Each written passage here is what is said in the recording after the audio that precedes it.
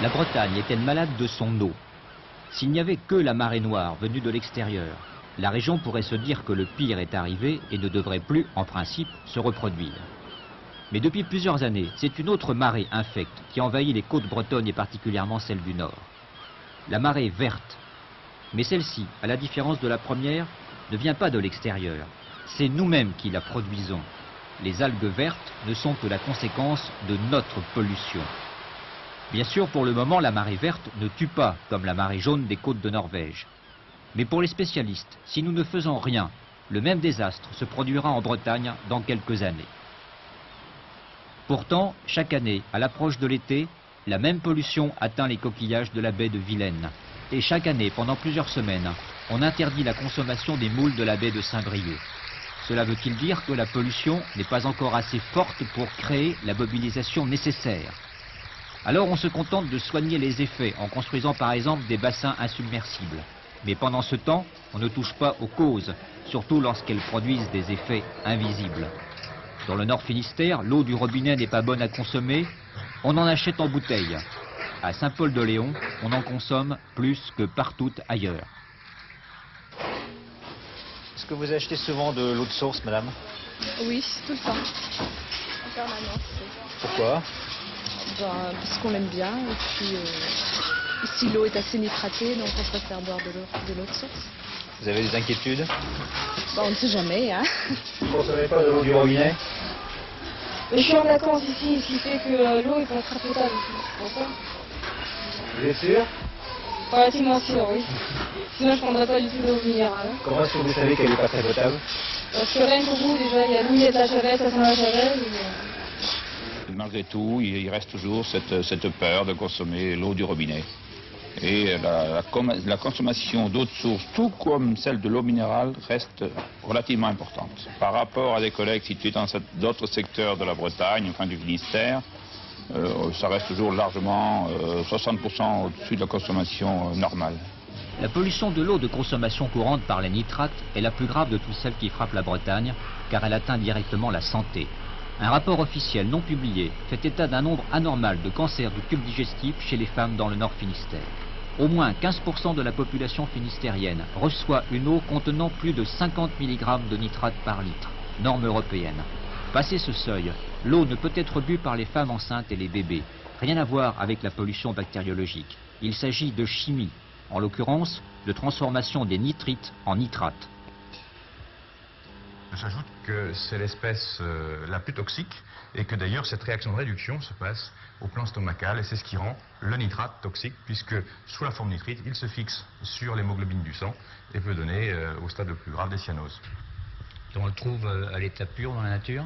Le nitrite, oui, puisque c'est un état intermédiaire d'oxydation de l'ammoniac en nitrate. Donc dans les eaux, lorsque vous avez des rejets ammoniacaux, vous avez toujours à un moment donné des nitrites en petite quantité, puisque l'oxydation se fait ammoniac-nitrite, puis nitrite-nitrate, qui est le stade ultime, stade d'ailleurs qui est assimilé par les plantes. C'est la raison pour laquelle les agriculteurs mettent du nitrate comme engrais. Première cause de la pollution de l'eau par les nitrates, les engrais fortement azotés. Les agriculteurs bretons utilisent plus d'engrais que la moyenne française. Conséquence, par exemple, dans une zone de culture intensive comme le Léon, la quasi-totalité des eaux souterraines captées dépasse 50 mg de nitrate au litre, avec des valeurs parfois supérieures à 200.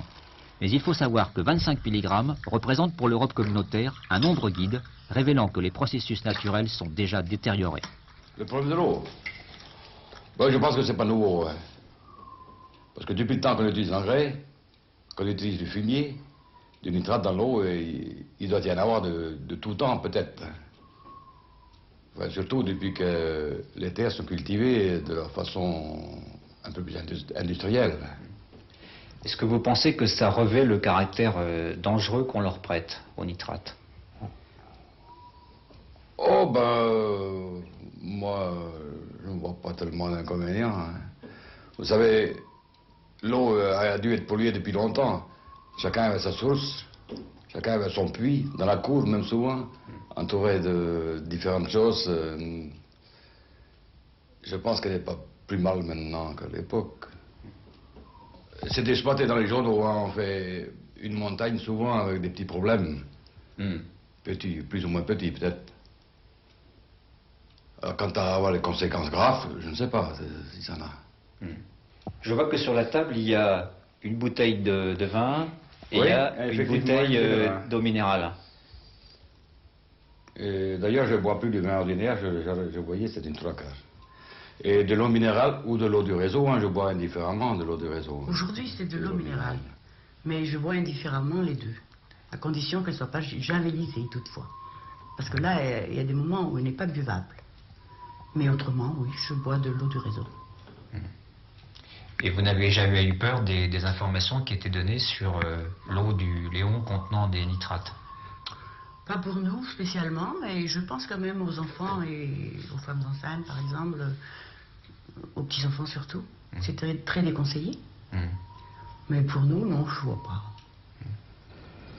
Autre source de pollution de l'eau par les nitrates, les déjections animales, essentiellement celles des porcs et volailles. Aujourd'hui, sur 6% de la surface agricole utile française, la Bretagne produit la moitié de la production nationale porcine. Conséquence, la région produit trop de lisier par rapport à ses capacités d'absorption. Il faut ajouter à cela les négligences de toute dimension, qui avec l'action du lessivage des sols, vont encore augmenter la pollution des cours d'eau et des nappes phréatiques.